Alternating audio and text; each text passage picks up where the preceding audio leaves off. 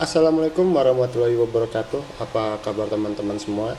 Jumpa lagi bersama saya di channel Vivlaser. Dan di dalam video kali ini kita kedatangan servisan lagi, yaitu servisan speedometer Yamaha Vision R ya, yang kondisinya itu blank seperti ini. Lampu backlightnya tidak hidup. Dan ini adalah video dari customer kita yang menunjukkan lampunya tidak hidup ya. Oke, langsung aja kita eksekusi. Tapi pertama-tama di sini kita buka dulu bautnya. Ada 9 buah baut. Kita buka aja dan saya percepat videonya supaya tidak memakan waktu yang lebih lama ya.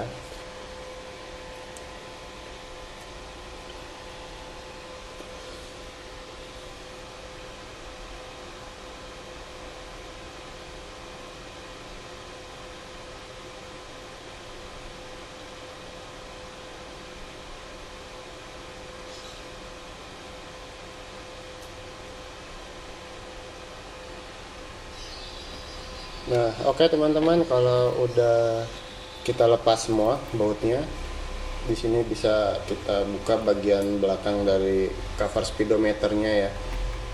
Nah, di sini bisa kita lihat semua komponennya, dia double layer ya. Di sini saya akan lakukan pengecekan secara keseluruhan. Jadi saya buka cover dalamnya juga yang berwarna putih. Sebenarnya nggak dibuka juga, ini bisa dilepas, tapi karena saya mau ngecek lebih lanjut lagi, ini saya lepas.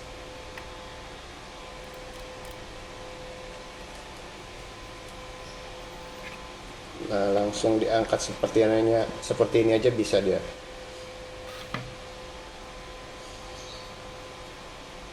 Ini bisa kita lihat ya semua. Ada bercak putih yang menandakan ini adalah tanda dari korosi. Dari ujung kanan sampai ke ujung kiri penuh dengan karat ya teman-teman ya. Nanti saya juga akan ngecek juga di bagian bawah speedometernya. Tapi pertama-tama kita lepas dulu solderan yang menempelkan LCD ke papan PCB speedometer ini ya. Di sini ada lem yang berwarna biru, teman-teman bisa lepas aja menggunakan pinset atau menggunakan cairan thinner ya. Cairan thinner dan kuas kecil itu juga bisa. Tapi di sini saya lebih memilih menggunakan pinset.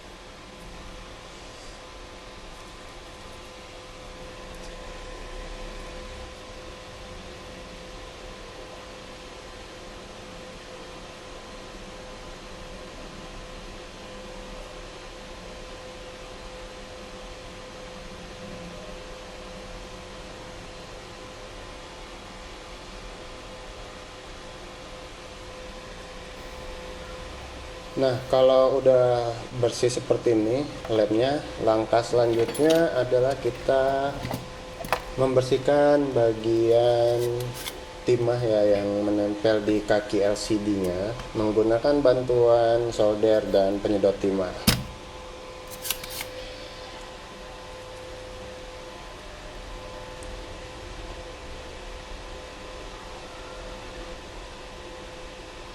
Oh iya, buat teman-teman kalau ngelepas si timah ini harus benar-benar bersih ya teman-teman ya. Jangan sampai ada timah yang masih menempel. Karena kalau kita tarik nanti si kaki LCD-nya ini bakal putus teman-teman.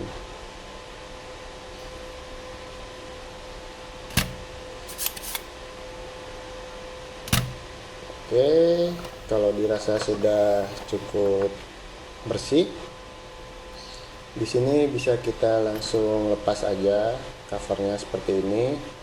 Dan ini adalah bagian LCD-nya.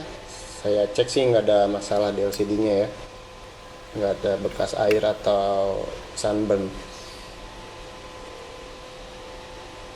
Nah, setelah saya amati di bagian bawah LCD ini atau bagian atas dari PCB speedometer ini juga ada tanda-tanda bekas air ya teman-teman. Ini ada korosi di sebelah kanan di dekat switch dan di sebelah kirinya ya. Biar lebih jelas lagi bisa teman-teman lihat ya.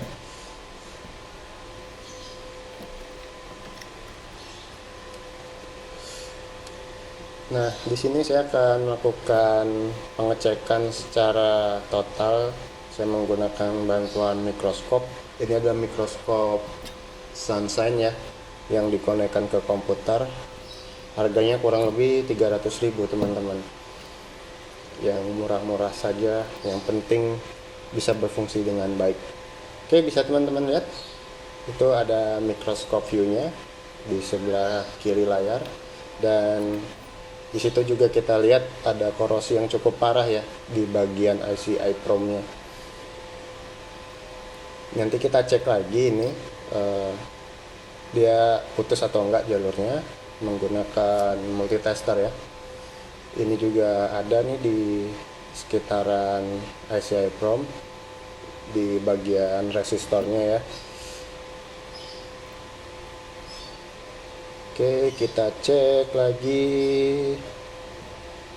ya, dan ini di sebelah kanan juga, tapi ini sepertinya nggak masalah karena ini adalah ground ya, bukan jalur listriknya.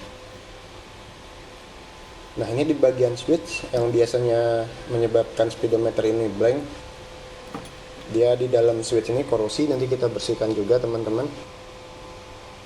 Ini lubang-lubang ini yang mengoneksikan ya, mengoneksikan ke bagian bawah PCB.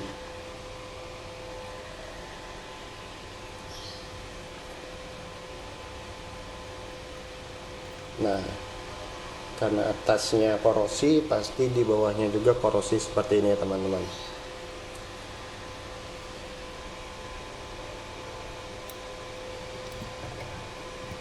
Nah, oke, langkah selanjutnya yang teman-teman perlu lakukan adalah membersihkan korosi ini menggunakan tinar ya. Bisa menggunakan tinar, minyak kayu putih, atau bahan bakar ya, seperti Pertalite atau Pertamax itu bisa. Tapi di sini saya menggunakan tinar aja karena lebih cepat kering dia dibandingkan minyak yang lain. Bagusnya sih menggunakan IPA, isopropil alkohol yang 100% teman-teman. Jangan yang di bawah 100% ya, karena masih mengandung air. Oke, kita lap supaya kelihatan dia jalurnya putus. Sepertinya sih jalurnya masih oke kalau yang untuk bagian switch ini ya. Untuk kontrol switch masih oke, dan kita bersihkan juga bagian di sekitaran IC data atau IC EEPROM-nya ya.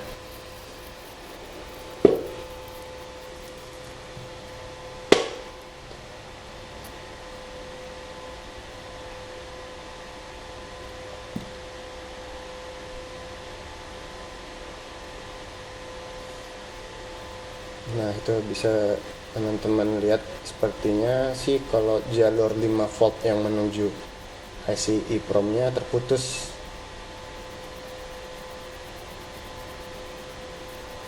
Tapi nanti kita cek lagi ya.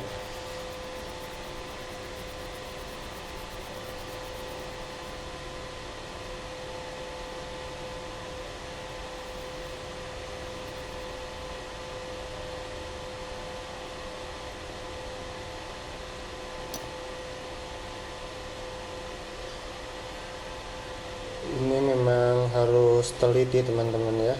Nah, kita lihat juga nih elko-nya di bawahnya sudah ada karat menguning, malah bukan putih lagi warnanya.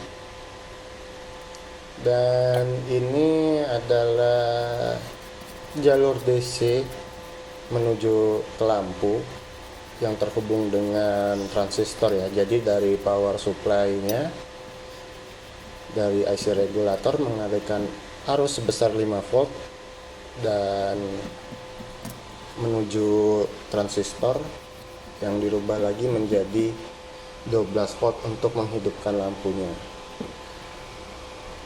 Oke, setelah kita cek, setelah kita bersihkan ya, sekarang kita cek menggunakan avometer atau multitester.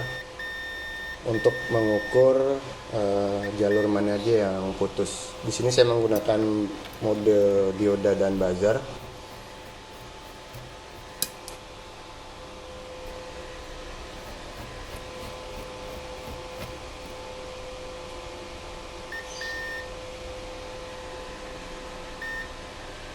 Ini agak sedikit kotor juga ya, si jarum multitesternya.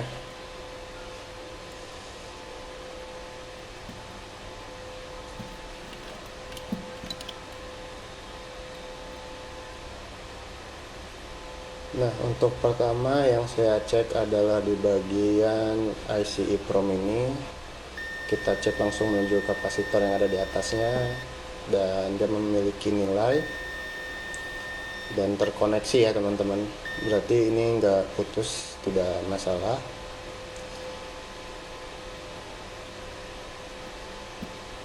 Lalu selanjutnya adalah kita cek bagian lampunya, jalur lampu.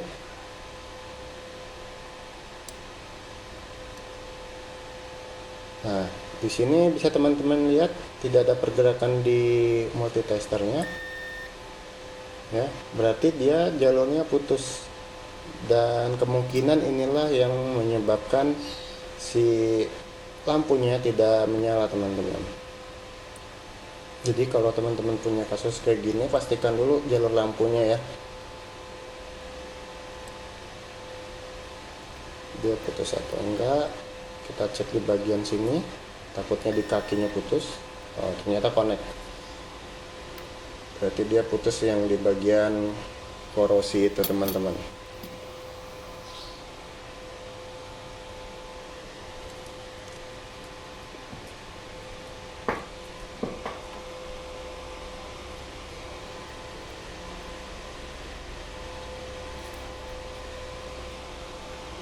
Oke, untuk langkah selanjutnya di sini saya langsung menjumper saja si jalur yang putusnya.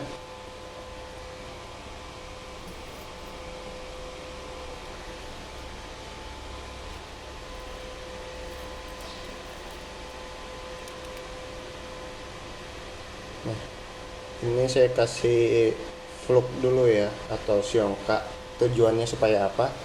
Supaya si timahnya bisa menempel dengan sempurna ya teman-teman.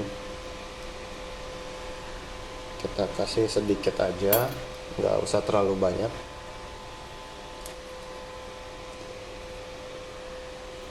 Kemudian kita tempelkan timah dulu di jalurnya.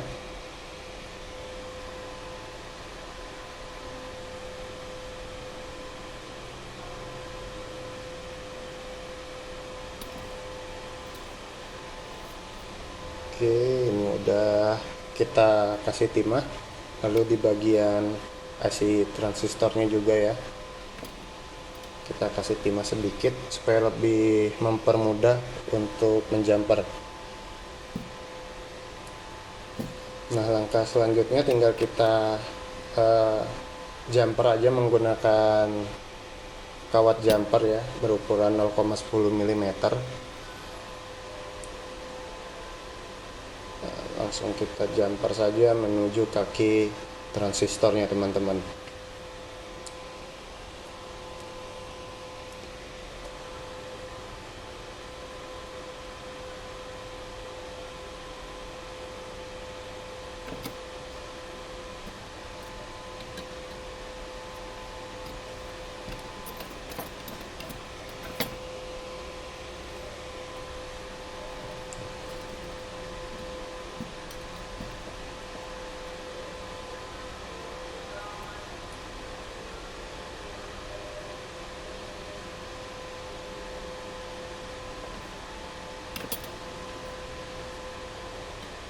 Oke, ini langsung saja kita tempelkan ya si kawat jumpernya. Pastikan lagi dia menempel dengan sempurna, teman-teman, biar lebih awet ya. Oke, kalau udah tinggal kita potong aja kawatnya. Oke, proses penjamperan selesai. Kita bersihkan lagi menggunakan thinner sisa-sisa fluxnya ya teman-teman ya.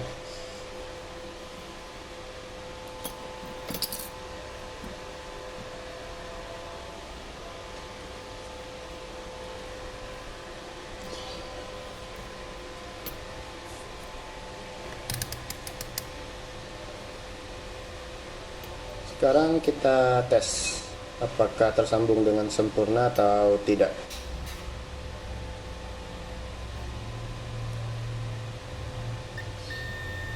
Nah, ini udah terhubung ya, dia ada bunyi beep dan sudah mengeluarkan nilai. Berarti si transistornya nggak masalah teman-teman, tidak rusak. Oke, langkah selanjutnya kita perbaiki bagian switchnya. Ini untuk memastikan saja supaya tidak kerja dua kali. Alangkah baiknya kita bersihkan juga bagian dalam dari tombol switch ini ya teman-teman ya. Dua-duanya kita bersihkan. Kita buka aja. Kita kasih flux lagi.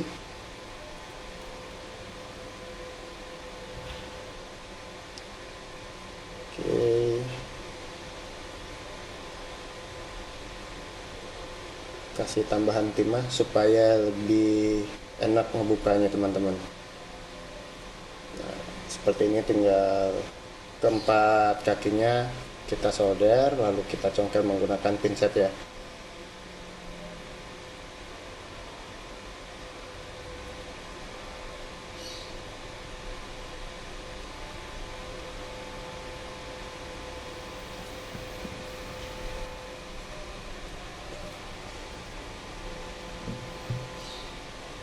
Dan kita bersihkan juga, sekaligus kita cek apakah bagian dari switch ini ada yang putus jalurnya. Ini sepertinya masih bagus ya teman-teman. Nah, ini dia penampakan switchnya. Bisa teman-teman lihat di situ ada putih-putih ya, bekas air juga.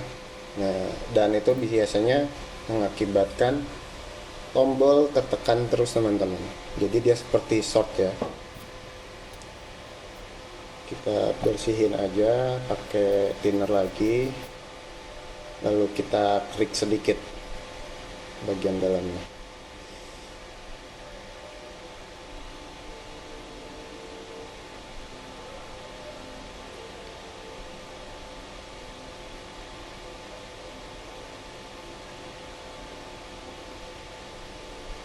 Oke, kita kalau udah selesai kita pasang lagi.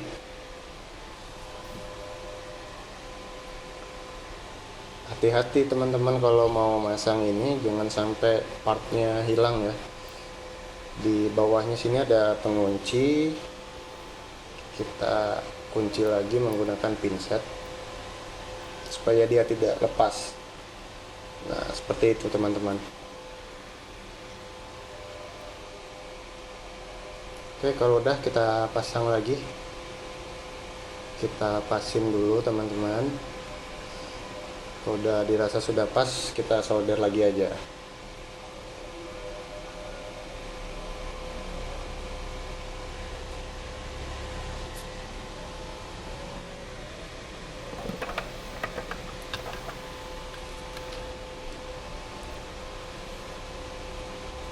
Oke, udah beres ya.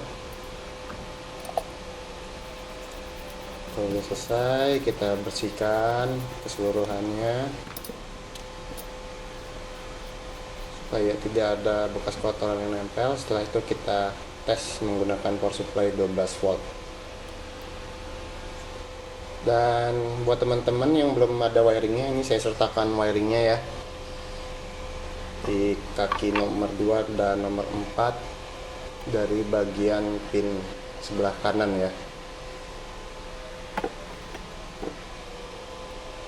Oke, lampu sudah hidup. Sekarang kita tes menggunakan LCD-nya.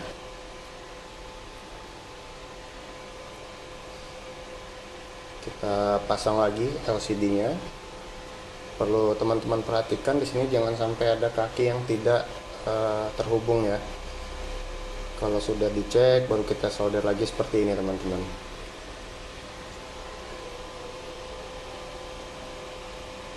Oke, selesai.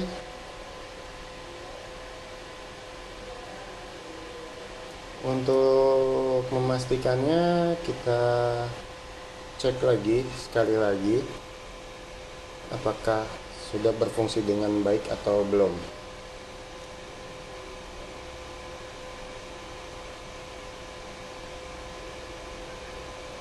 Ya, mantap teman-teman, ini udah jalan ya. Tombol switchnya juga sudah mau. Nah, di situ menunjukkan error karena tidak terkoneksi dengan motor ya teman-teman. Di sini saya hanya menggunakan min dan plusnya saja.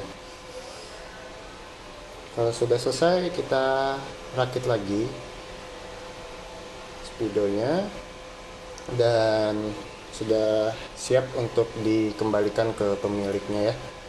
Oke, sekian dulu teman-teman video dari saya. Semoga video ini bermanfaat. Akhir kata, wassalamualaikum warahmatullahi wabarakatuh, dan sampai jumpa lagi di video selanjutnya.